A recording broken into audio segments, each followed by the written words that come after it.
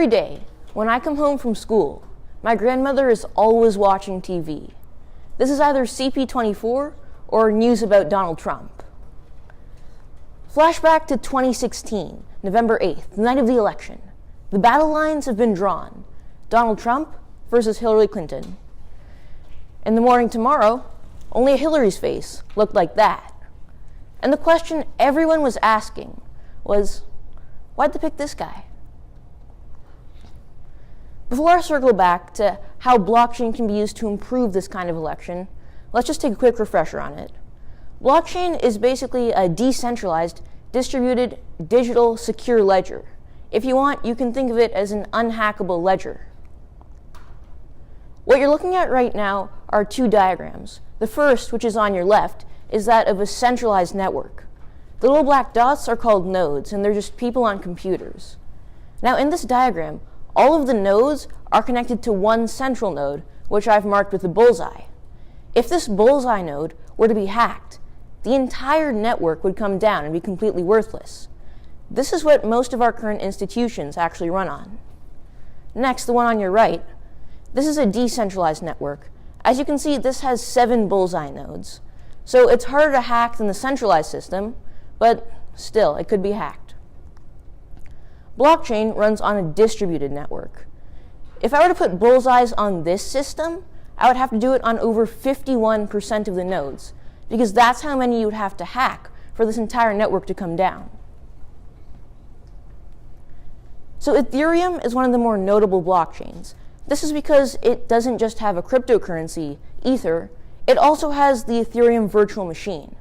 This enables you to deploy code to the Ethereum blockchain itself.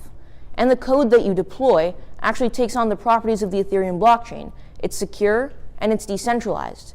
This code can be anything from 2 plus 3 to an actual app.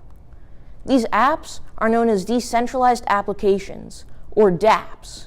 Dapps are, as I said, secure and they are decentralized. So this makes them really useful for most things. So they're better than most apps, but only in certain scenarios. Now, a Dapp is actually made up of 3 parts. The first is the front end.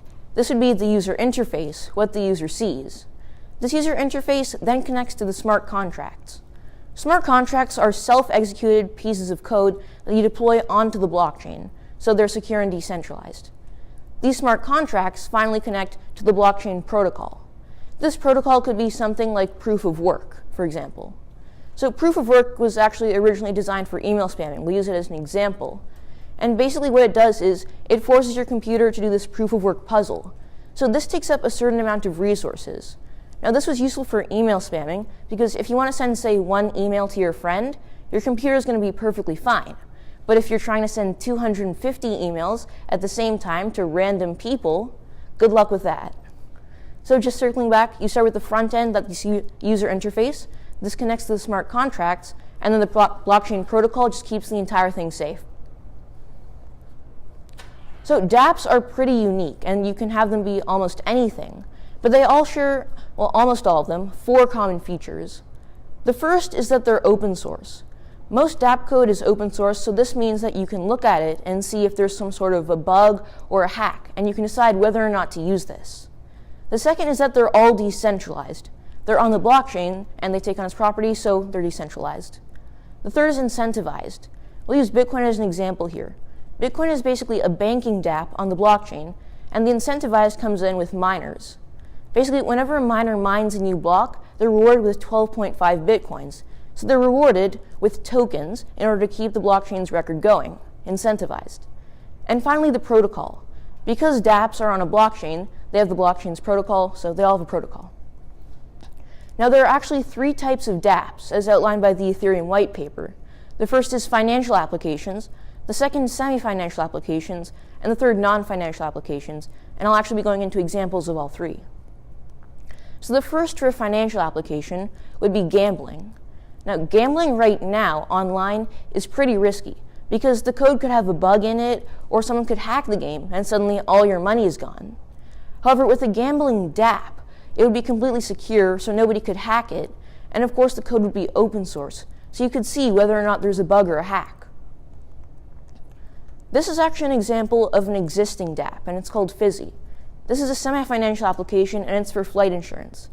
Basically, if your flight is 2 hours late or more, and you applied for flight insurance, you can actually get some of your money back. However, in order to do this, you have to file a claim, you have to go through a bunch of administrative processes, and sometimes you don't actually get your money back. However, with this new DApp, Fizzy, basically you input your flight details and all other relevant information, and if your flight is 2 hours late or more, you'll get your money back almost immediately. Finally, voting. A voting DApp would be way better than what we currently have, the 2016 election. The voting DApp would be completely secure, so nobody could hack it. This is actually a video of a voting DApp that I myself made. So basically, you can see the user interface is pretty simple. You've got two candidates, Hillary Trump and Donald Clinton. You can just select one and click vote. Now you've just got MetaMask prompting me to confirm this. This is just for gas, a transaction fee for the miners that make this work. And now you can see Donald Clinton's vote count has increased by 1, and I can't vote again with this. So the voting DApp would be pretty simple.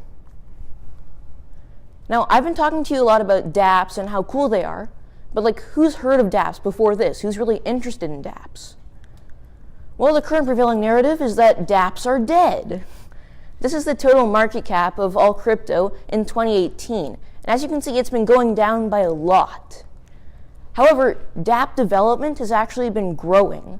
There are over 2,000 total dApps right now. There are over 5,000 smart contracts and over 1.8 million transactions every 24 hours.